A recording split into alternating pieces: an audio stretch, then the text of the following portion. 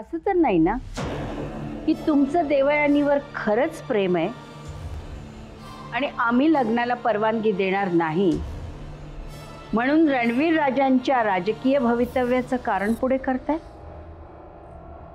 साईमा, आम्ही फक्त भैया साहेबांसाठीच्या लग्नाला तयार झालो. आम्ही या नात्याकडे एक संधी म्हणून पाहतोय. देवयानीमुळे आणि शाळेच्या प्रकरणामुळे राजे शिर्केंची गमावलेली अस्मिता परत मिळवण्याची संधी. निवडणुकीनंतर आमच्या विजयी मिरवणुका निघतील. लोक गुलाल उधळून जल्लोष करतील. प्रत्येकाच्या तोंडी एकच नाव असेल, राजे शिर्के, राजे शिर्के. साईमा, तुम्ही आम्हाला लग्न करायला परवानगी द्यावी म्हणून आम्ही तुम्हाला पुन्हा एकदा विनंती करतोय. आणि कालपर्यंत तुम्हीच आमच्या मागे लागला होतात लग्न करा म्हणून. विसरला तुम्ही? या देवयानीच्या निमित्ताने का होईना विक्रमादित्य लग्नाला तयार झाले हे तर नाकारता येणार नाही ना. देवयानीचं काय करायचं ते पुढे पाहता येईल.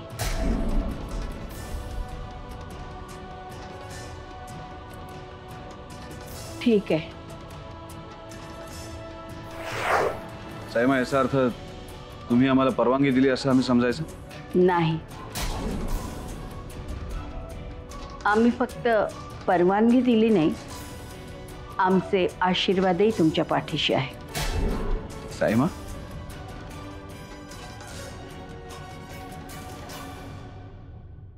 आदित्यराज, प्रियदर्शनींना सांगा की चांगली बातमी देवयानीला कळवा. येतो. आम्ही पण पुढच्या तयारीला लागतो. येतो.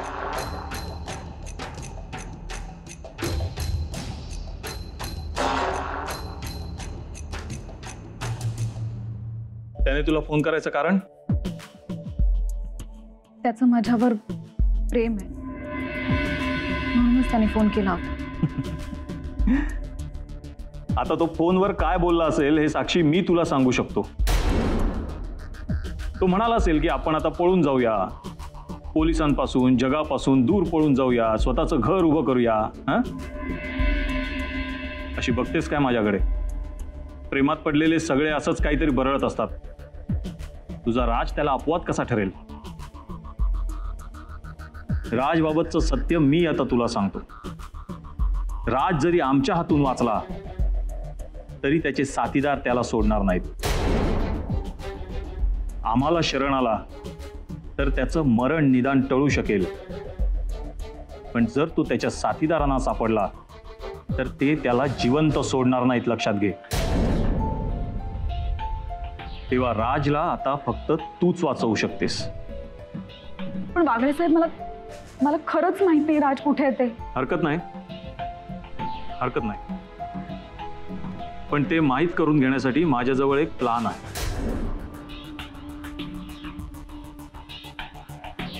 प्लान असा आहे, राज जर तुला त्याच्याजवळ बोलवत असेल तर तू त्याच्याजवळ जायचंस. त्याची प्रेमिका म्हणून नाही, तर पोलिसांची इन्फॉर्मर म्हणून. तुझ्या मदतीनं आम्ही राजला तर पकडू शकतोच, पण राज सारख्या सुशिक्षित तरुणांना विद्रोही विचार करायला भाग पाडणाऱ्या अतिरेक्यांच्या मुळापर्यंत जाऊ शकतो. बोल, आहे तयारी?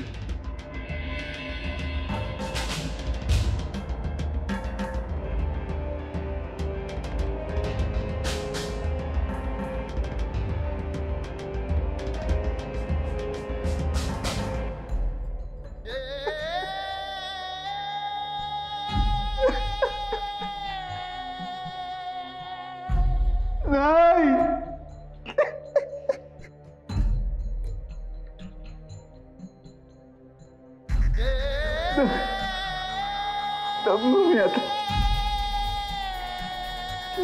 किती दिवस फक्त पळतोच आहे.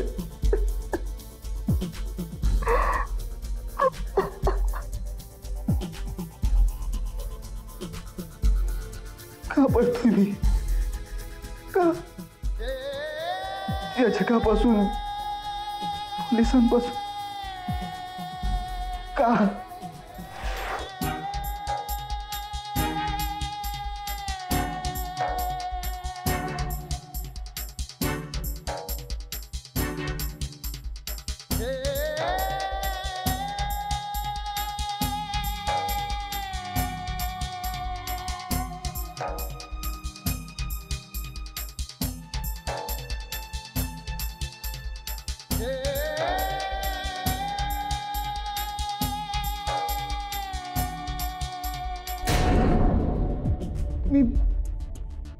मी मरण्याला कधीच घाबरलो नाही.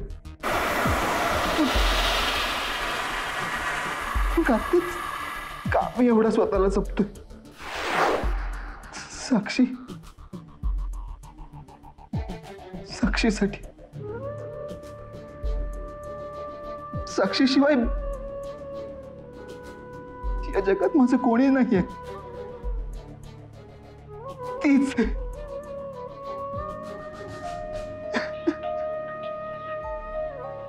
मला माहिती, साक्षी जरी मला पोलिसांना सरेंडर व्हायला सांगत असली तरी तरी तिचं माझ्यावर प्रेम आहे, खूप प्रेम आहे. एक ना एक दिवस ती सगळ्यांना सोडून माझ्याकडे येणार, नक्की येणार. साक्षी, अजून किती विचार करणार आहेस?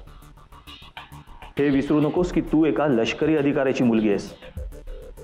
पोलीस ऑफिसर बनण्याचं स्वप्न आहे तुझं. मी सांगतोय, हा निव्वळ एक प्लान नसून ही फार मोठी संधी आहे. राजला वाचवण्याची संधी, स्वतःला निर्दोष सिद्ध करण्याची संधी, आपल्या वडिलांचं नाव उज्ज्वल करण्याची संधी. आता जास्त विचार करू नकोस, लगेच हो म्हण. सॉरी वागळे सर, मी असं काहीच करणार नाही.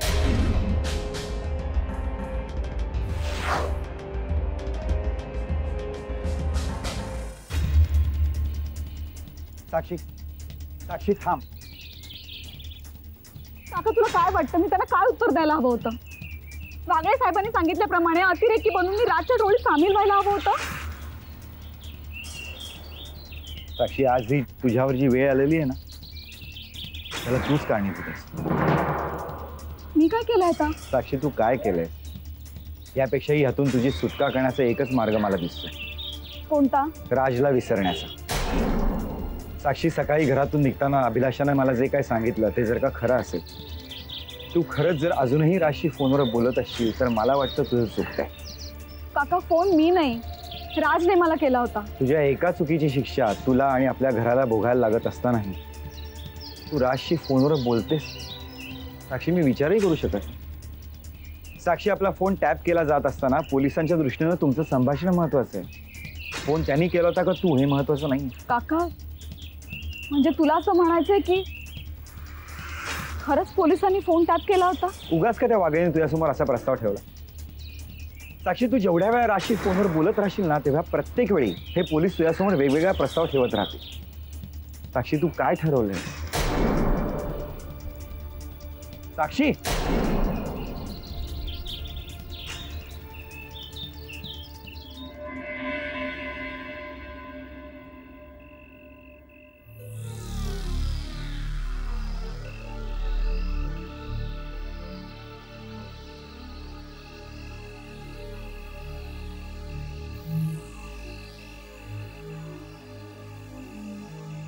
साक्षी,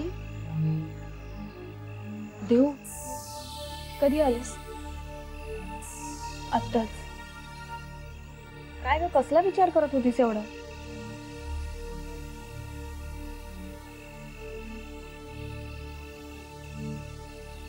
देव, मी आज काकाबरोबर हजेरी लावण्यासाठी पोलीस स्टेशनला गेले होते. वागळे सरांनी माझी निर्दोष मुक्तता व्हावी म्हणून माझ्यासमोर एक प्रस्ताव मांडलाय. कोणता? राजला पकडण्यासाठी ते माझी मदत मागतायत. मला माहिती आहे ना, आमचं एकमेकांवर प्रेम आहे. ते असं म्हणतात की मी राजला भेटावं आणि त्याला सांगावं की पोलिसांना शरण जा.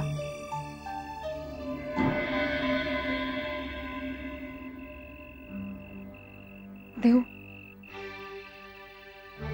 माझी खूप इच्छा आहे की मी राजला भेटावं. कदाचित मी राजला भेटून त्याला पोलिसांना शरण जाण्यासाठी भाग पाडे नाही,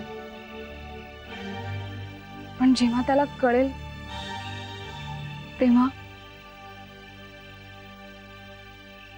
साक्षी, असा का नाही विचार करत की राजला पोलिसांच्या स्वाधीन केल्यानंतर तू त्याला ह्या सगळ्या प्रकरणातून बाहेर पडायलाही मदत करू शकशील. म्हणजे कळत नकळत तू मला त्याला भेटण्यासाठी भाग पाडतेस. नाही,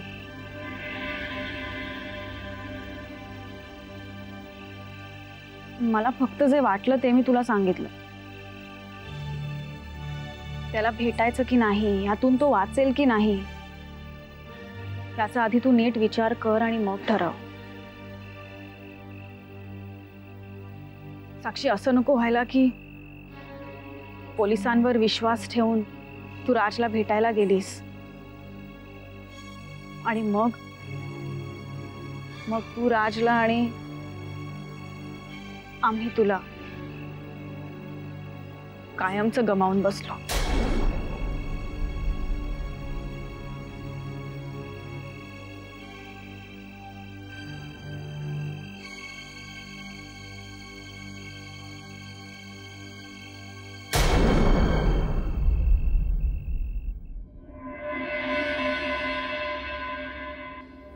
रणवीर, काय म्हणतोय पेपर? काय नाही, आपलं नेहमीच. आदित्यराजे, नाश्ता करायला यायचं नाहीये का? नाही, आम्हाला नकोय. चहा चालेल?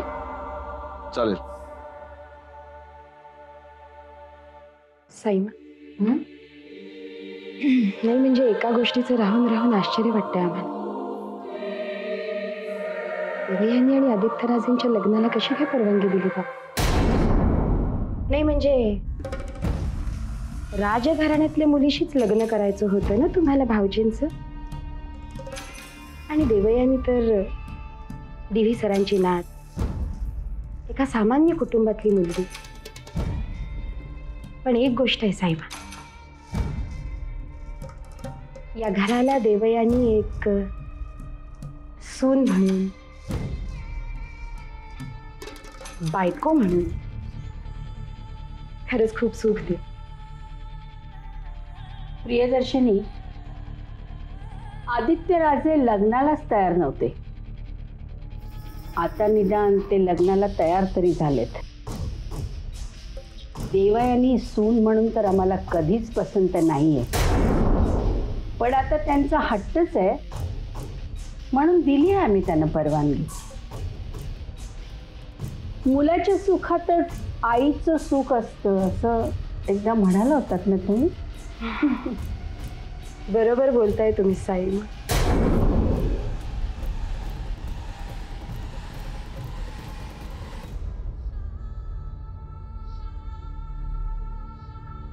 भाऊजी चहा.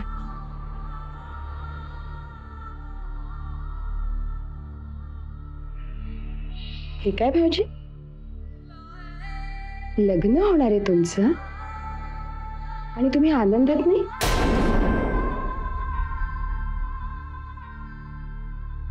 हे लग्न तुम्ही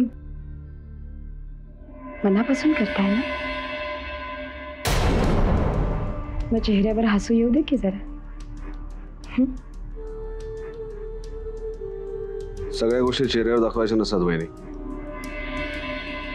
काही गोष्टी या मनातल्या मनात ठेवायच्या असतात.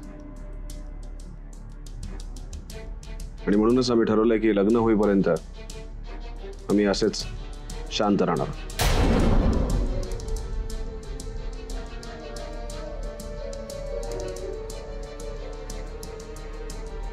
भाऊजी,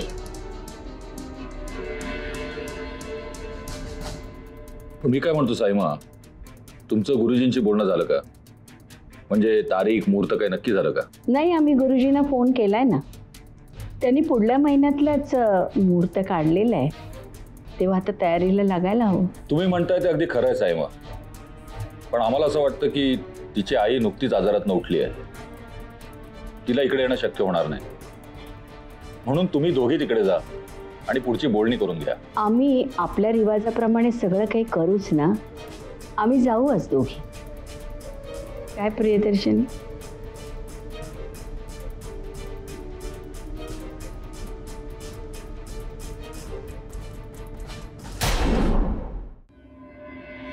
सर चहा. हां ठेवा. यादव, त्या लंगड्या पद्याचं काय झालं?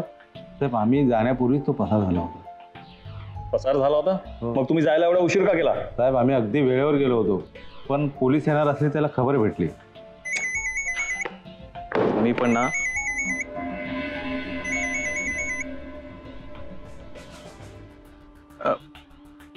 Good morning sir. Yes sir, माझे 100% प्रयत्न सुरू आहेत सर. माझा त्या साक्षीलाच आता राजकडे पाठवण्याचा प्लान आहे. हो सर, जर साक्षी तयार झाली तर येत्या काही दिवसांमध्ये राज आपल्या ताब्यात असेल. I know sir, I know far उशीर झाला या सगळ्या गोष्टीला, पण सर मला आता केवळ राज नकोय. मला तर आता अतिरेक्यांच्या मुळापर्यंत जायचंय. मला आता फक्त एक संधी द्या. Yes sir, yes sir. Thank you, thank you sir. Pratiksha बहिणी,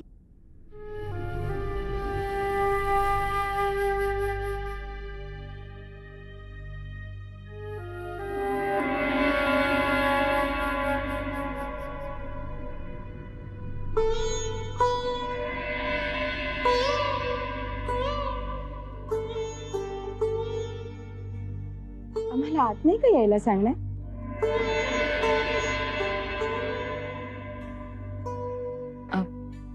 या ना, आत या. येस आहे.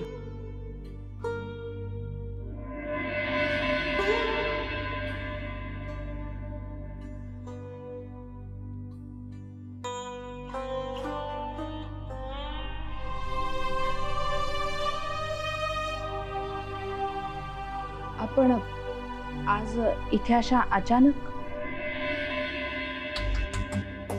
तसंच महत्वाचं काम होतं आमचं, म्हणून आम्ही न कळवता सरळ तुमच्या घरी आलो.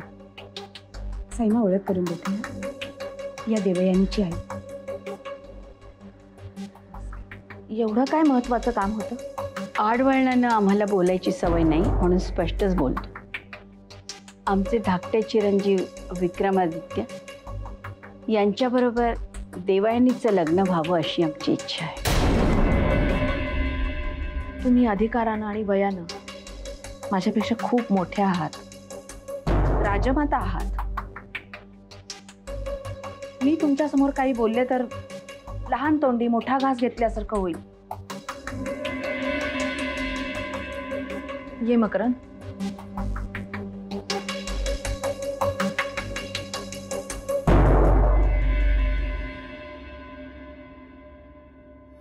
शिवाय आज तुम्ही माझ्याकडे पाहुण्या म्हणून आला आहात, तेव्हा तुम्हाला दुखावण्याची माझी खरंच अजिबात इच्छा नाहीये. पण तुम्ही जी अपेक्षा मनात ठेवून इथे आलात ते मात्र घडणं शक्य नाही.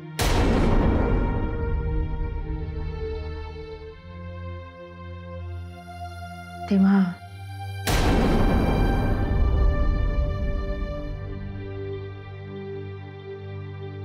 तुमचं रागावणं साहजिक आहे, पण निदान या गोष्टीचा तरी विचार करा की साईमा स्वतः तुमच्या घरी आल्या आणि आमच्या सगळ्यांचीच अशी इच्छा आहे की देवयानीनं राजे शिर्केंची सून बनून आमच्या घरी यावं. खरं तर विक्रमादित्य जे वागले ते चुकीचंच होतं, पण आता त्यांना पश्चाताप झालाय. तेव्हा तुम्ही सगळं काही विसरून त्यांना क्षमा करा. विक्रम भाऊजींच्या वतीनं आम्ही तुमची माफी मागतो.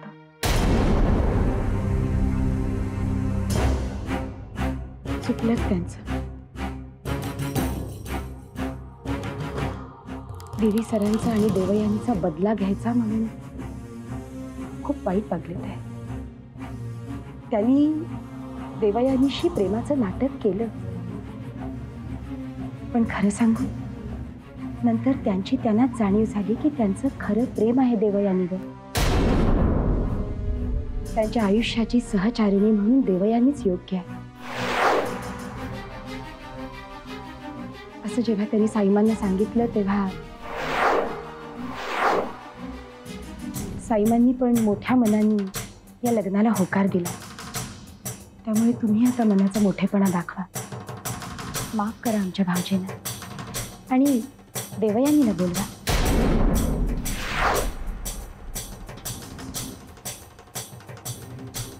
तुमच्या मनात आलं म्हणून तुम्ही माझ्या मुलीचा अपमान करून मोकळे झालात आणि आता तुमच्या मनात आलं म्हणून तुम्ही त्यांचं लग्न ठरवून मोकळे झालात. तुम्हाला काय वाटलं? तुम्ही राजे शिर्के आहात म्हणून तुम्ही कोणतीही गोष्ट कोणत्याही वेळी घडवू शकता. हे सगळं ठरवताना माझ्या मुलीच्या भावनांचा तुम्ही विचार केला होता? माझ्या मुलीचा विक्रमादित्याने अपमान केला तेव्हा तिच्या मनाची काय अवस्था झाली असेल, केवढं दुःख तिला झालं असेल, ह्याचा विचार तुमच्या मनाला शिवला होता? ह्याचा विचार तुम्ही केला असतात तर आज लग्नाची बोलणी करण्यासाठी तुम्ही इथे आलाच नसता.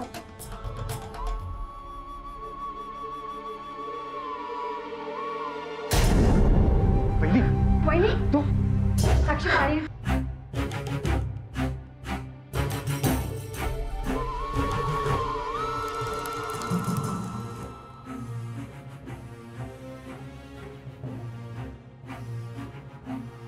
वहिनी तू काय एवढा त्रास घेऊन घेतेस? आपण सगळे मिळून देवयानीच्या लग्नाची बोलणी करूया ना. वहिनी सांभाळा स्वतःला. अहो आपण कुणासमोर बोलतो याचं तरी भान ठेवा. साईमा स्वतः लग्नाची बोलणी करायला आलेत आणि तुम्ही काय हे तत्वज्ञान झाडत बसलायत.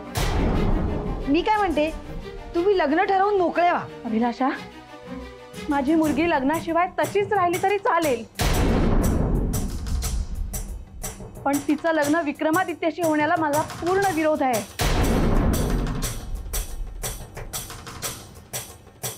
लग्नानंतर पुन्हा विक्रमादित्य बदलणार नाही याची काय शाश्वती? घटस्फोट झाला तर चांगलंच आहे. भरपूर पैसे तरी मिळतील. यांना कळेल तर ना. साईमा, तुमच्या समोर आम्ही सगळ्याच बाबतीत लहान असलो तरी आमचा स्वाभिमान मात्र तुमच्या बरोबरीच आहे. तेव्हा आता निघा तुम्ही, कारण हे लग्न मला मुळीच मान्य नाही. मला हे लग्न मान्य आहे.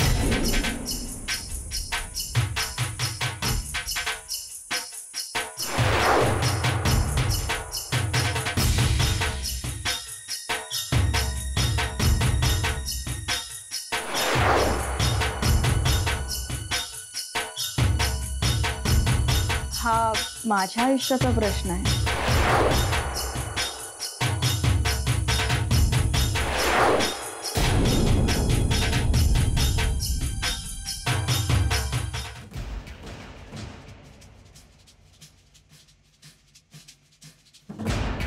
ऐक नाही, बसा ना. पहिली बसा. आई बस.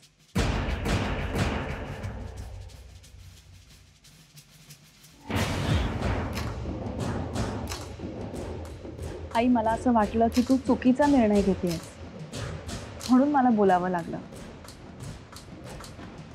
अगं आई, साईमा आणि वहिनी स्वतःहून आपल्या घरी आल्या आहेत.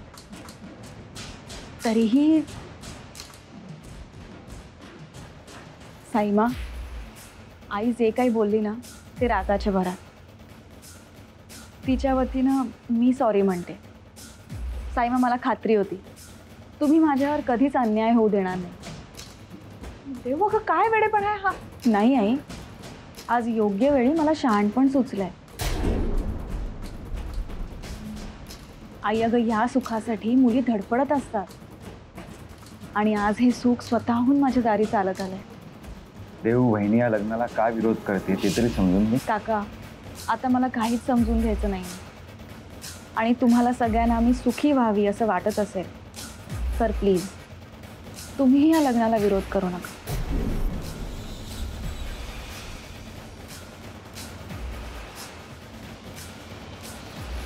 आईचं बोलणं मी समजू शकते. तिची काळजी स्वाभाविक आहे. पण आई, साईमांकडे बघ. त्यांच्या डोळ्यात काय कमी प्रेम आहे का? लग्न झाल्यावर माझ्यावर ते अगदी मुलीसारखं प्रेम करतील.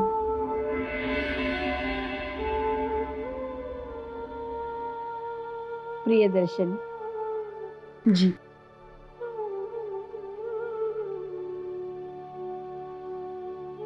ही आमच्या राजशिर्के राजघराण्याची परंपरा.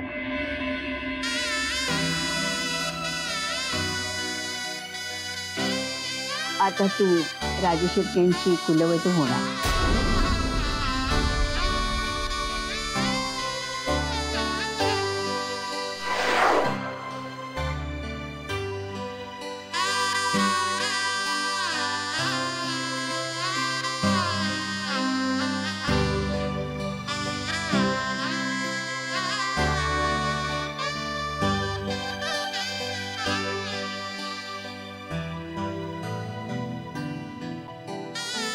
हे काय राजघराण्याची रीत आहे. आज खऱ्या अर्थाने पहिल्यांदा तू या घरात पाऊल टाकलंयस. तू या घराण्याची कुलवधू होशील.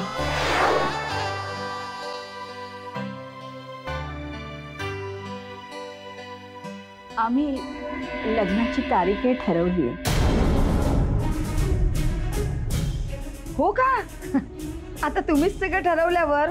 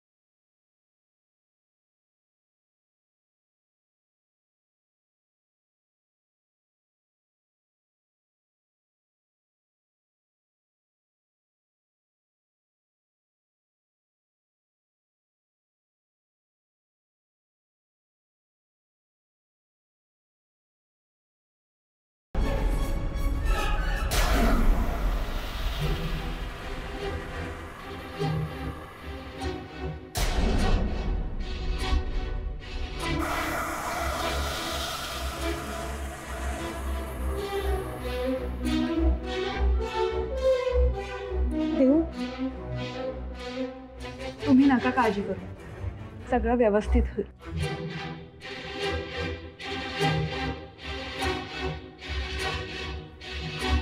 येतो काका.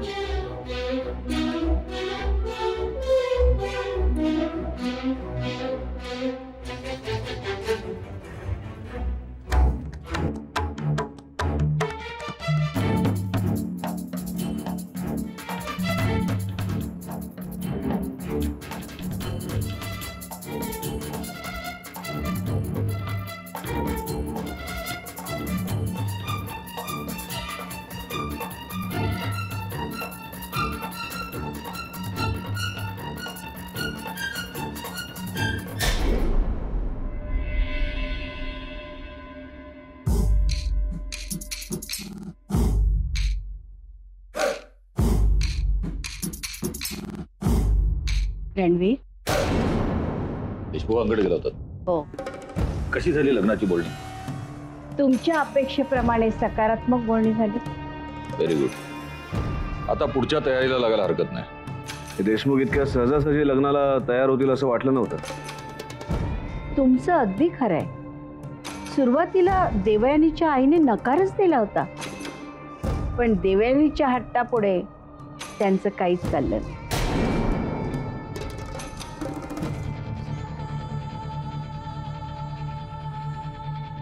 अभिनंदन भाऊजी. लग्नाच्या दृष्टीनं आपण एक पाऊल पुढे टाकलंय ना. हे लग्न व्हावं असं आम्हाला खरंच वाटत होतं.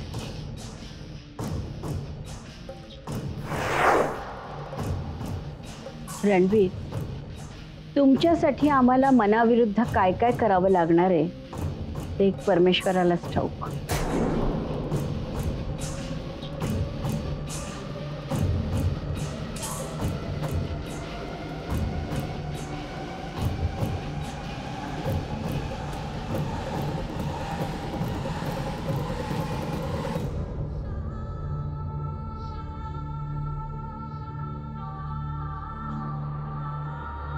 खुश असेल ती देवयानी देशमुख आज.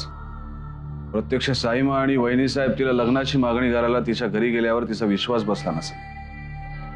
आमचाही बसत नाही बाई असं. एखाद्याचा एवढा अपमान केल्यानंतर परत त्याचं तोंड बघण्याची राजेश शिर्केंची पहिलीच वेळ.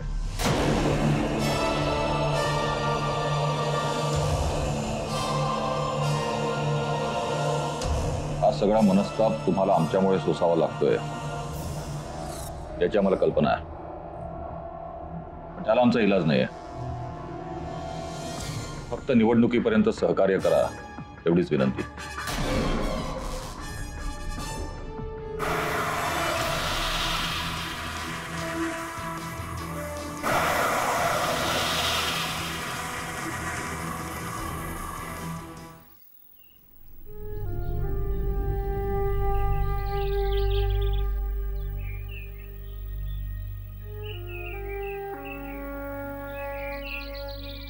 कसला विचार करतेस?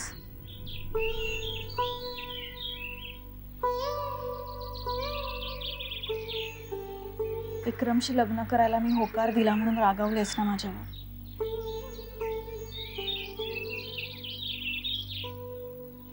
तुझ्यावर रागावण्याचा अधिकार अजूनही मला आहे.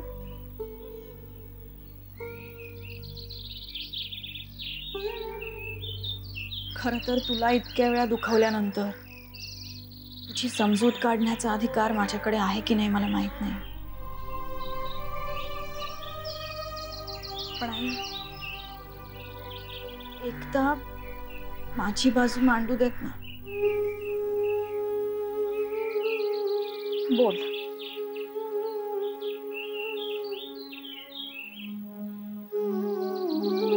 आई, मी सुखी आनंदात राहावं असंच तुला वाटतं ना?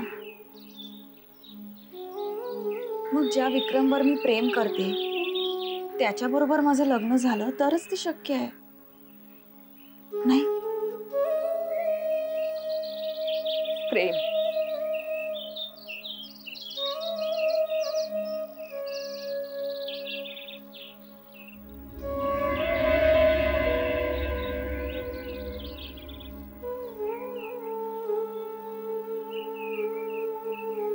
बाळा, तो अजूनही त्याच्यावर प्रेम करावंस इतकी त्याची लायकी आहे?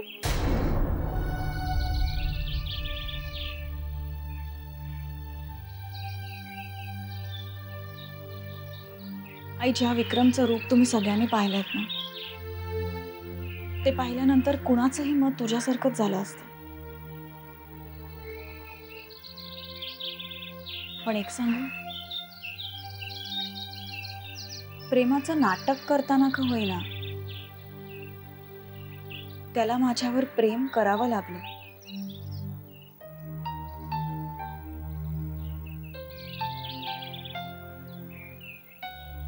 होय, तो प्रेम करणारा विक्रम मी पाहिलाय. फक्त मी. त्याच्याबरोबर घालवलेले ते काही क्षण मला आज माझा निर्णय घ्यायला मदत करून गेलेत. याआधी तुम्ही दोघी पोरींनी आपापल्या आयुष्यातले महत्त्वाचे निर्णय घेतलेत. काय झालं? आमचे निर्णय चुकले हे जितकं खरं आहे ना आई, आमचं प्रेमही तितकंच खरं आहे. आणि खरं प्रेम काय असतं हे मी तुला सांगायला हवं. आज सगळेच तुला वेड्यात काढतात, आपली काकू सुद्धा. तरीही बाबा परत येण्याची खात्री फक्त तू देतेस.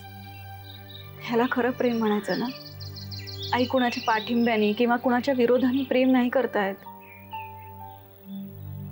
प्रेम करण्यासाठी लागतं एक निरपेक्ष मन.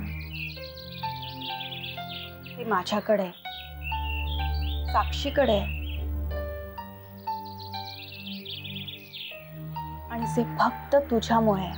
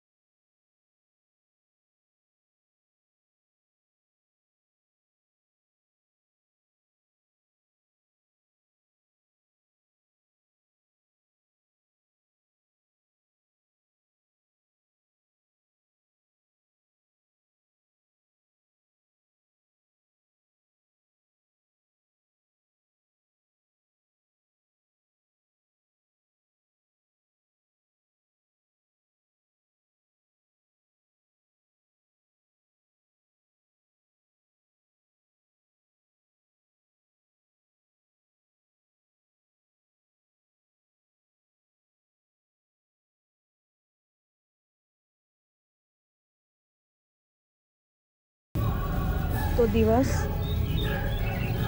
फार लांब नाहीये. बाय.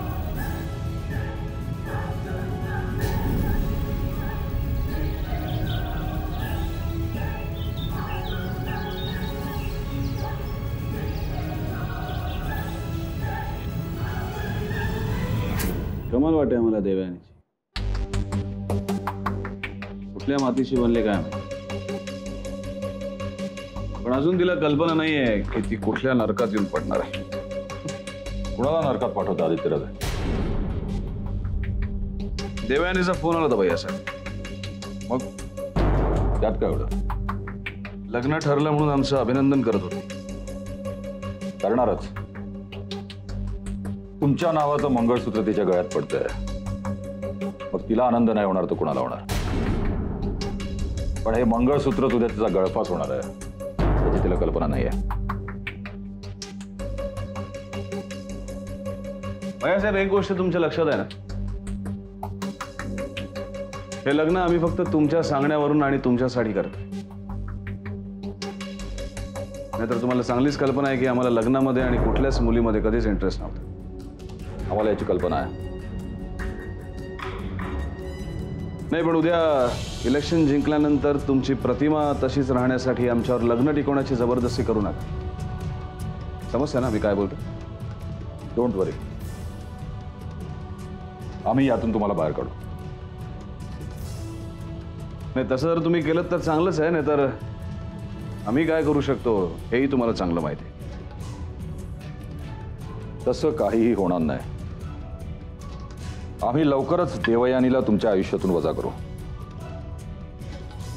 त्यातच तुमचा फायदा आहे भैया साहेब.